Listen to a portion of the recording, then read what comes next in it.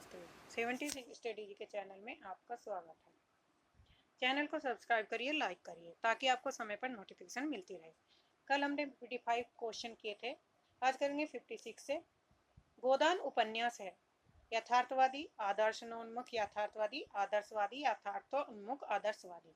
तो right answer है आदर्शोन्मुख यथार्थवादी। गोदान उपन्यास का जो प्रकाशन था वो 1936 ईस्वी में हुआ था और इसके जो लेखक थे मुंशी प्रेमचंद थे। गोदान उपन्यास आदर्शो उन्मुख यथार्थवादी उपन्यास है। गोदान में अंग्रेजी राज में कृषक जीवन की त्रासदी का चित्रण किया गया है। तो गोदान उपन्यास में किसका जीवन का वर्णन किया गया है? अंग्रेजी राज में कृषक के जीवन की त्रासदी का वर्णन। मुंशी प्रेमचंद की जो अन्य रचनाएं हैं सेवा सदन है, प्रेमाश्रय, रंगभूमि, कायाकल्प, निर्बला, गबन, करमभूमि, प्रतिज्ञा आदि प्रेमचंद के अन्य उपन्यास हैं। रूपाप के संपादक हैं पंत, प्रसाद, निराला, हरिओम। तो राइट आंसर है ऑप्शन ए पंत। निराला का जो जन्म हुआ था वो 1899 ईस्वी में, प्रसाद का 1889 में, हरिओद का 1865 में और पंत जी का था 1907 या 8 के आसपास माना जाता है। रूपाब नामक पत्रिका के संपादक सुमित्रानंदन पंत थे। सुमित्रानंदन पंत की अन्य रचनाएं हैं वीणा, ग्रंथि, पल्लव, गुंजन, युगांत, युगवाणी, ग्राम्य, स्वर्ण, किरण, युगांतर, उत्तरा, चिदम्बरा, कला और बूढ़ा चांद, लोकायतन आदि सुमित्रानंदन पंत की प्रमुख काव्य कृतियां हैं। सूर्यकांत त्रिपाठी निराला ने मतवाला एवं समन्वय नामक पत्रिकाओं का संपादन किया। 58 आधा गांव उपन्यास है कृष्णा सोबती का, रेणु का, राही मासूम रजा या भगवती चरण वर्मा। तो राइट आंसर है ऑप्शन सी राही मासूम रजा। रेणु भगवती चरण वर्मा का जो जन्म था 1903, कृष्णा सोबती का 1925 ईस्वी में माना जाता है। राही मासूम रजा का जो जन्म है राही मासूम रजा का जो जन्म है 1925 से 1992 का। कृष्णा सोबती का भी 1925 ईस्वी माना जाता है, भगवती चरण वर्मा का 1903।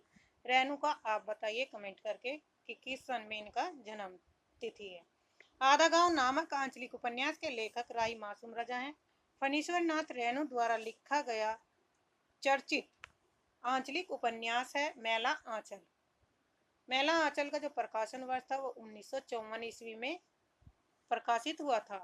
ग्रामीण पृष्ठभूमि पर लिखे गए उपन्यास को आंचलिक उपन्यास कहा जाता है। टेढ़े मेढ़े रास्ते, भूले बिसरे चित्र, चित्र रेखा, आखिरी दाव भगवती चरण वर्मा के उपन्यास है। कहाँ से? टेढ़े मेढ़े रास्ते, भूले बिसरे चित्र, चित्र रेखा, आखिरी दाव भगवती चरण वर्मा का उपन्यास है। कृष्णा सोबती द्वारा रचित जो उपन्यास है डार से बिछुड़ी तथा मित्रों मरजानी, ये दो उपन्यास किसके हैं? कृष्णा सोबती। माटी की मूर्ति की विद्या है, संस्मरण है, रेखा चित्र है, जीवनी है, आत्मकथा। तो राइट आंसर है संस्मरण है और ये किसका है? रामवृक्ष बैनीपुरी का, इसके लेखक है।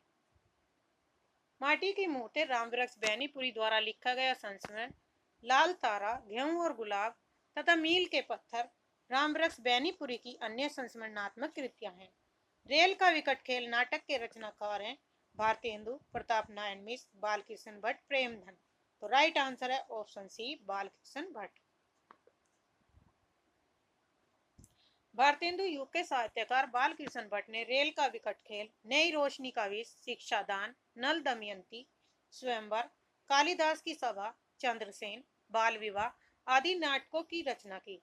बालकृष्ण भट्ट ने हिंदी प्रदीप नामक पत्र का संपादन भी किया था।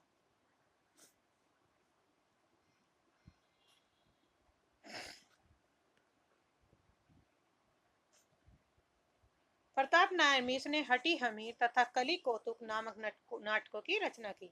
लाल तारा के रचनाकार है रामवृक्ष बैनीपुरी, उदय शंकर भट्ट, निराला, हरिओम।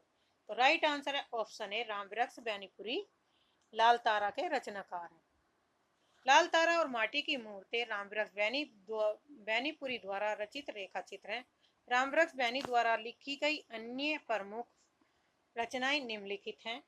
उपन्यास है पतितों के देश में, कहानी संग्रह है चिंता के फूल, निबंध संग्रह है गेहूं और गुलाब, मसाल, वंदे वाणी विनायको, संस्मरण है जंजीर और दीवारें, यात्रा व्रत, पैरों में पंख बांधकर, उड़ते चलो, जीवनी, कार्ल मार्क्स, जयप्रकाश नारायण, महाराणा प्रताप सिंह, नाटक अम्बपाली, सीता की माँ, रामराज्य, रेखा चित्र मील के पत्थर हैं। तुलसीदास चंदन घिसे के लेखक हैं। विद्या निवास मिर्ज, हरिशंकर परसाई, कुबेरनाथ, या इनमें से कोई नहीं। तो राइट आंसर है ऑप्शन बी, हरिशंकर परसाई। हरिशंकर परसाई जो है तुलसीदास चंदन घिसे हिंदी के समकालीन व्यंग्यपरक व्यंग्यकार हरिशंकर परसाई का यह व्यंग्यात्मक रचना है। और इसकी व्यंग्यात्मक अन्य रचनाएं हैं हरिशंकर परसाई की ठिठुरता हुआ गणतंत्र, निठल्ले की डायरी, शिकायत मुझे भी है, पगडंडियों का जमाना, सदाचार की ताबीर, वैष्णव की फिसलन, जैसे उनके दिन फिरे, तब की बात और थी, तथा हंसते हैं रोते हैं, सुनो भाई साधो, हरिशंकर परसाई की अन्य व्यंग्य परक रचनाएं हैं। तुम चंदन हम पानी, चितवन की छा, कंदम की फूली डाल, चितवन की छा, कंदम की फूली डाल, मेरे राम का मुकुट भीग रहा है, आंगन का पंछी, प्रलय की छाया, मैंने सिल पहुंचाई, आम्र मंजरी आदि विद्या निवास मिश्र के निबंधात्मक कृतियां हैं। रस आखेटक, प्रिया नीलकंठी, पर्ण मुकुट, गन्माधन, मराल, उत्तर, कुरु आदि कुबेरनाथ राय के निबंधात्मक कृतियां हैं। तो कुबेरनाथ की कौन कौन सी कृतियां हैं? रसाखेटक है, प्रिया नीलकंठी, पर्ण मुकुट, गन्मादन, पराल, उत्तर कुरु आदि कुबेरनाथ के निबंधात्मक कृतियां हैं। तूफानों के बीच नामक रिपोर्टाज के लेखक है रागे राघव। तो राइट आंसर है ऑप्शन बी, रागे राघव। तूफानों के बीच नामक रिपोर्टाज के लेखक रागे राघव है। युद्ध यात्रा नामक रिपोर्टाज लेखक धर्म भारती। लक्ष्मीपुरा का प्रकाशन वर्ष किस वर्ष था? 1938 ईस्वी में हुआ था। नामक रिपोर्टाज के लेखक शिवदान सिंह चौहान है। प्लाट का मोर्चा नामक रिपोर्टाज के लेखक शमशेर सिंह बहादुर हैं।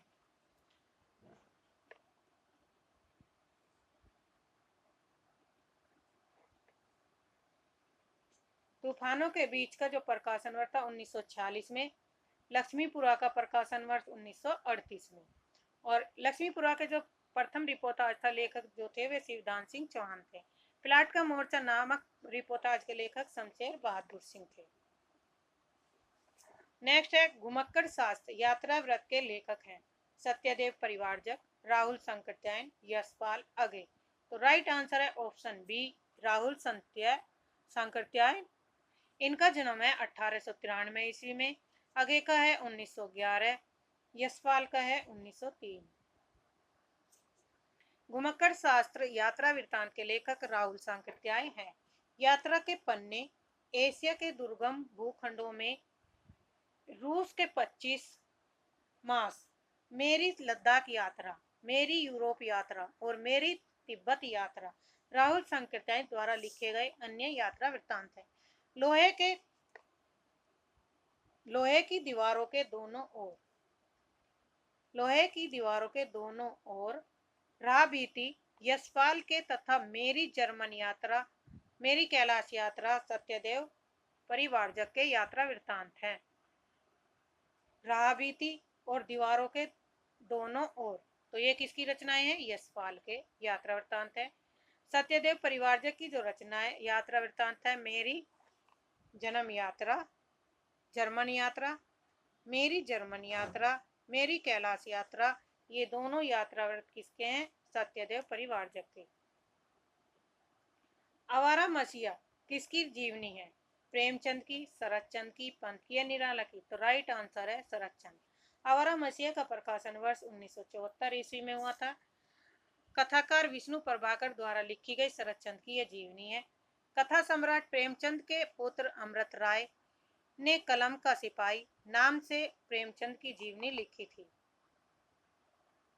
शांति जोशी सुमित्रानंदन पंत की जीवनी। सुमित्रानंदन पंत जीवन और साहित्य की लेखिका है। निराला की साहित्य साधना नाम से रामविलास शर्मा ने निराला की जीवनी लिखी। प्रेमचंद का जो जन्म था वो 1880 ईस्वी से 1936 तक था। 1936 में क्या हुई थी? प्रेमचंद की मृत्यु हुई थी। पंत का है 1908, निराला का है 1899।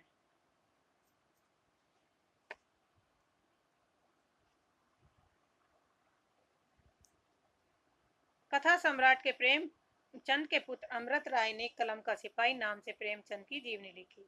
शांति जोशी सुमित्रानंदन पंत की जीवनी। सुमित्रानंदन पंत जीवन और साहित्य की लेखिका है। निराला की साहित्य साधना नाम से रामविलास शर्मा ने निराला की जीवनी लिखी। मेरा जीवन परवाह किसकी आत्मकथा है? तो राइट आंसर है वियोगी हरि की।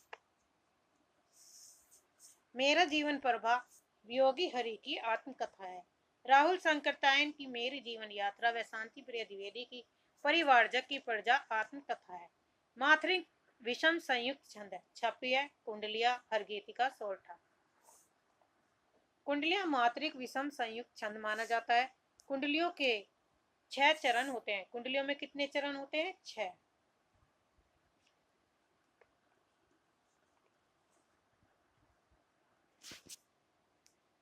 कुंडलियों में 6 चरण होते हैं, जिसमें विषम में दोहा प्लस रोला, दोहा प्लस रोला से मिलकर कुंडलियां बनती हैं। हर गीतिका में 4 चरण होते हैं और इसमें 28-28 मात्राएं होती हैं। सोरठा ठीक दोहा का विपरीत होता है। तो सोरठे में भी 4 चरण होते हैं और इसमें 11-13 और 11-13 मात्राओं का वर्णन है। और ये क्या है? अर्धसम छंद के अंतर्गत आता है। अर्धसम छंद है। छपिया में है 4 चरण। छपिये में 6 चरण।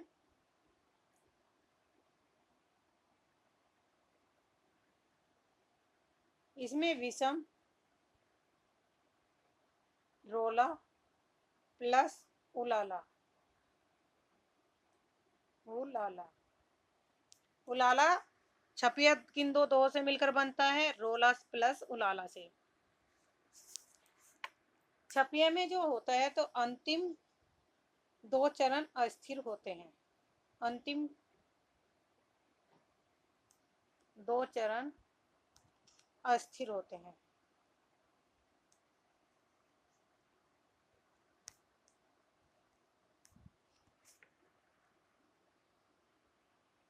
राइट आंसर है इसमें तो सारी दे रखे हैं, तो यहाँ से पढ़ लेते व्याख्या इसकी। कुंडलियां मात्रिक विषम संयुक्त छंद है। कुंडलियों के 6 चरणों में दोहा प्लस रोला छंद होता है। दोहा प्लस रोला छंद से मिलकर बनता है। इस छंद के प्रथम और द्वितीय चरण की रचना दोहे में और तृतीय और चतुर्थ पंचम व षष्ठ चरण रोले में होती है। छपे में भी 6 चरण वाला मात्रिक विषम संयुक्त छंद है। हर गीति का मात्रिका सम छंद है, जिसके प्रत्येक चरण में 28-28 मात्राएं होती हैं। सोरठा मात्रिक अर्धसम छंद है, जिसके विषम चरणों में प्रथम और तृतीय में 11-11 मात्राएं, सम चरणों में द्वितीय और चतुर्थ में 13-13 मात्राएं होती हैं। मात्रिक विषम संयुक्त छंद के अंतर्गत छपिया एवं कुंडलियां दोनों आते हैं, इसलिए इसका उत्तर गलत माना गया था आयोग के द्वारा। सोसुक सुजस सुलभ मोहि स्वामी में कौन सा अलंकार है? तो राइट आंसर है ऑप्शन सी अनुप्रास। जहां पर एक से अधिक वर्णों की आवर्ती बार बार हो, एक से अधिक वर्ण की आवर्ती बार बार हो, वहां पर अनुप्रास अलंकार होता है।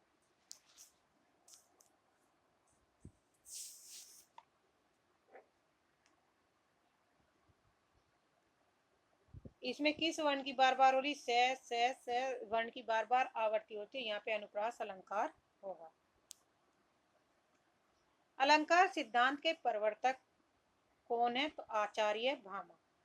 Option B. काव्यशास्त्र अलंकार सिद्धांत के प्रवर्तक आचार्य भामा है। आचार्य भामा ने अपने ग्रंथ काव्य अलंकार में अलंकार के मूल में निहित वर्गतावादी दृष्टि का प्रबल समर्थन करते हुए अलंकार की निम्नलिखित परिभाषा दी।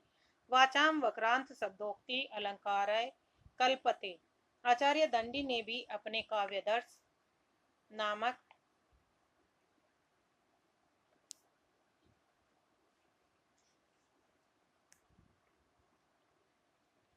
ग्रंथ में अलंकारों का व्यवस्थित वर्णन किया। उद्भट ने अलंकार विषय पर अलंकार सार संग्रह नामक ग्रंथ की रचना की। तो आचार्य भामा जो थे अलंकार सिद्धांत में प्रवर्तक कौन माने गए? भामा। संप्रदाय कितने हैं? 6 प्रकार के।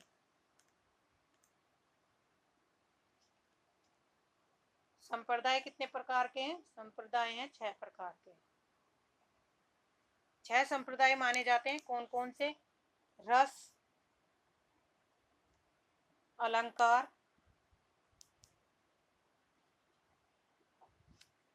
रीति, ध्वनि, औचित्य, वक्रोन्ति,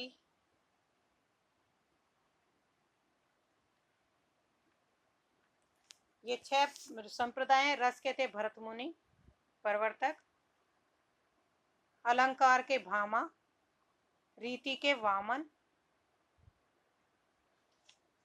ध्वनि के आनंदवर्धन,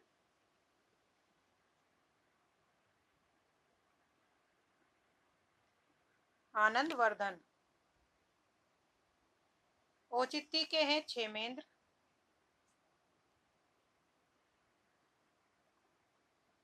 और वक्रोन्ति के हैं कुंतक। तो 6 संप्रदाय और 6 संप्रदाय के प्रवर्तक इंपोर्टेंट है।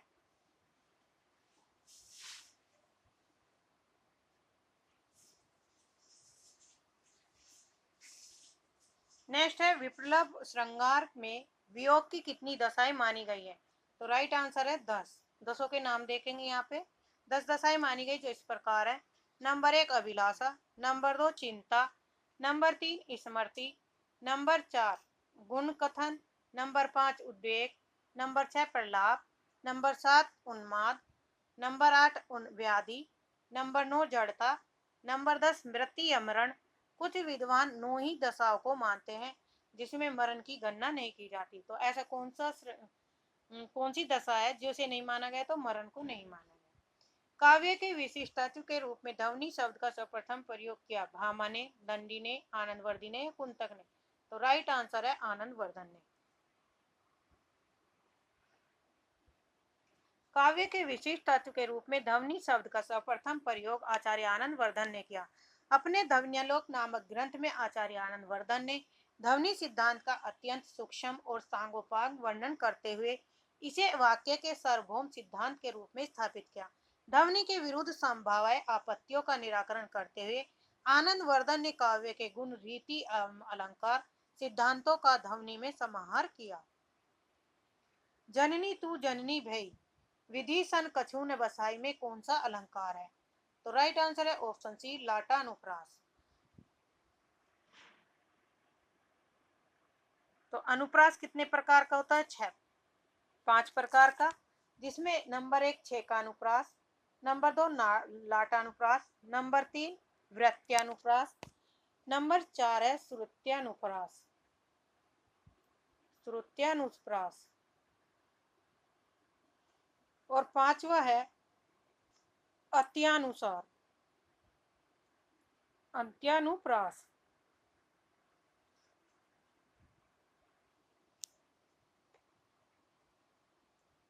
सही राइट आंसर ऑप्शन सी। प्रश्न में प्रस्तुत पंक्ति में लाटानुप्रास अलंकार है जब किसी शब्द या वाक्य खंड की आवर्ती हो परंतु अर्थ एक ही रहे। यानी कि किसी शब्द या वाक्य खंड की आवर्ती हो और उसका अर्थ एक ही रहे, अर्थात आवर्ती से अर्थ में कोई परिवर्तन न हो, केवल अन्वय यह तात्पर्य करने पर अर्थ बदले, वहां पर लाटा अनुप्रास अलंकार होता है। छेका अनुप्रास में स्वरूप और क्रम से अनेक व्यंजनों की आवर्ती एक बार होती है, जबकि वृत्यानुप्रास में एक व्यंजन की आवर्ती एक या अनेक बार होती है। नेक्स्ट है धनंजय में समास है तत्पुरुष, कर्मधारय, बहुब्रीहि या अविभाज्य समास। तो राइट आंसर है बहुब्रीहि समास। धनंजय शब्द में बहुब्रीहि समास वहां होता है जब दो शब्दों का अन्य कोई तीसरा अर्थ निकले, तो वहां पर बहुब्रीहि समास होता है। धनंजय शब्द में कोई भी पद प्रधान नहीं है, बल्कि समस्त पद किसी अन्य पद का विशेषण है, अतः इसे बहुब्रीहि समास कहते हैं। धनंजय शब्द में अपने शाब्दिक अर्थ का बोध न कराकर अन्य अर्थ श्री कृष्ण का बोध कराता है। तत्पुरुष समास में पूर्व पद गौण और उत्तर पद प्रधान। कर्मधारय समास में दोनों पदों में विशेषण और विशेष्य होता है, यानी कि जो कर्मधारय समास है उसमें पहला पद विशेषण का और दूसरा विशेष्य होता है। अव्ययभाव में पहला पद जो पूर्व पद की प्रधानता और समासिक पद अव्यय होता है।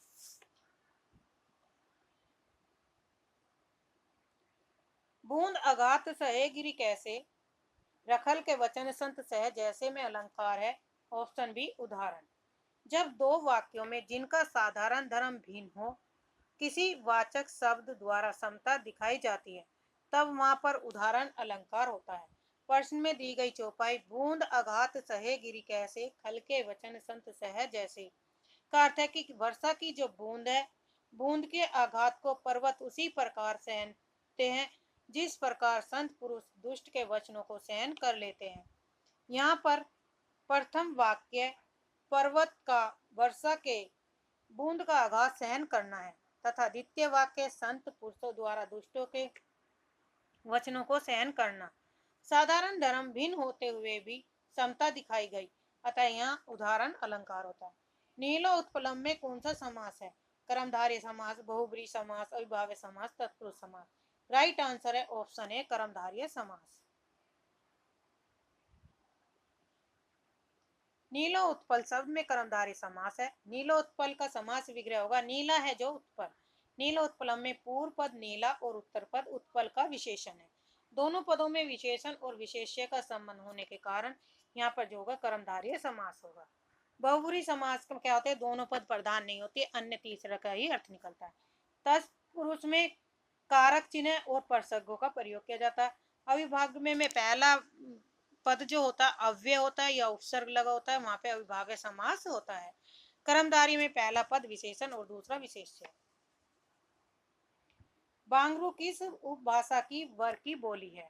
तो राइट आंसर है पश्चिमी हिंदी की। पश्चिमी हिंदी में बांगरू या हरियाणी, खड़ी बोली या कोरवी, ब्रज भाषा, बुंदेली और कन्नौजी पश्चिमी हिंदी उपभाषा वर्ग की बोलियां हैं। अवधी, बघेली, छत्तीसगढ़ी पूर्वी हिंदी की बोलियां हैं।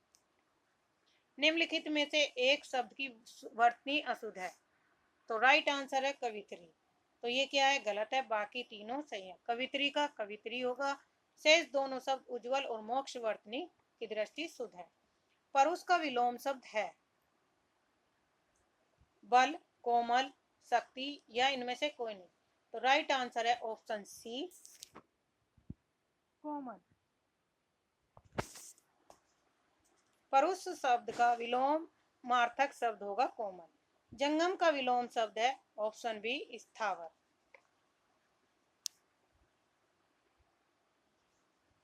पुष्टि का अपुष्टि, स्थिर का चंचल, पूर्ण का अपूर्ण या रिक्त।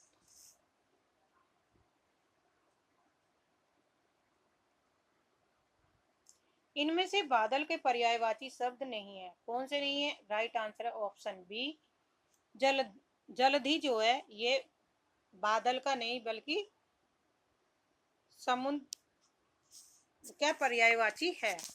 मेघ, जलद, वारिद, घन, जलधर, अब्र, धराधर, वारिवा, कलाधर, जिमूत, नीरद, पयोधी, वारिधर, अम्बुद तथा परजनम सभी बादल शब्द के पर्यायवाची है, जबकि जलधि समुद्र का पर्यायवाची है। तो ये किसका है? समुद्र का पर्यायवाची। अन्न को पचाने वाली अग्नि है जठराग्नि, बड़वाग्नि, दावानल या दावाग्नि। तो राइट आंसर है जठराग्नि। उदर में अन्न को पचाने वाली अग्नि को जठराग्नि कहते हैं। समुद्री जल में लगने वाली आग को बड़वाग्नि तथा जंगल में लगने वाली आग को दावाग्नि या दावानल कहते हैं। कौन सी वर्तनी ठीक है? तो राइट आंसर ऑप्शन सी, रचयिता। बाकी तीनों गलत हैं। कान काटना मुहावरे का अर्थ है।